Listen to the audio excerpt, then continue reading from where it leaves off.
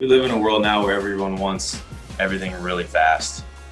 Everyone wants it right now. We get that with our phones. I mean, everyone, you want to click on an app, it's going to pop up instantly. It's the same thing in football. You want greatness really, really fast. I want it. Trust me. I want to be great as bad as the people at home watching the game want to be great. I want it more than they want it. As the Broncos head into another road game this Sunday against the Panthers, they have to feel pretty confident about the way they played last Sunday against the defending Super Bowl champions, despite the loss. Your stat to watch. This will be just the third time that Denver has visited Charlotte. The Broncos are 5-1 all-time versus the Panthers, including, yes, a victory in Super Bowl 50. But life comes at you fast in the NFL. Brandon McManus and Sylvester Williams are the only players who played in that game and are expected to play for the Broncos this Sunday. It was encouraging to see, that you held one of the league's best to minimal yards and stuff like that. But at the end of the day, you just know that, in order to win those games, we got to take over that game. We can't just, you can't just be content with holding them there. We got to, take the ball away. You got to force turnovers and get the ball back to our offense. In the Broncos' 6-point loss to the Chiefs, they held the Chiefs without a touchdown and 4 red zone trips, and the Broncos' offense was 2 of 2 when they got in the red zone.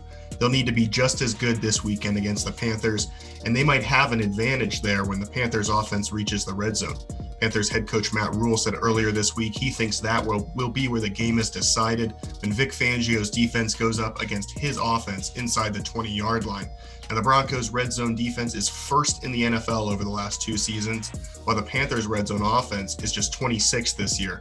However, the Broncos' offense, when it reaches the red zone, won't have an easy task. They're currently 28th in red zone percentage in terms of scoring touchdowns rather than field goals, while the Panthers' defense is 11th in the NFL. If Drew Lock and company can find a way to score touchdowns and not settle for field goals while keeping Teddy Bridgewater out of the end zone, they may be able to earn their 5th win of the season.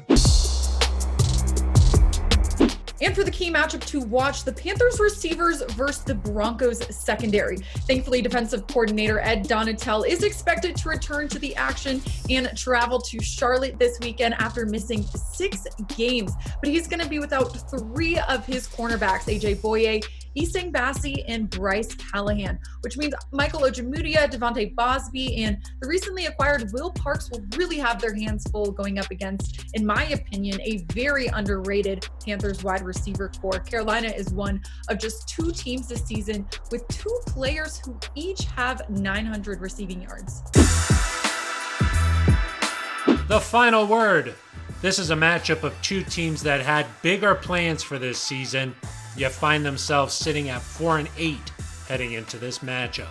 The Panthers have lost 6 out of 7, the Broncos 4 out of 5. Denver is a 3-point underdog in this one, but they must win it in order to avoid a 4th consecutive losing season. And now, a look at injuries. The Broncos, as far as the active roster goes, pretty healthy, although not quite sure if Graham Glasgow is going to make it after injuring his foot last Sunday. He's played in 10 of Denver's 12 games this season. When we run the football, really when any team runs the football, a lot of things open up for us. So we need to continue establishing that identity. We need to continue rushing for 150-plus yards and establishing that. And people get known for, hey, these Broncos, they're gonna grind it down the field.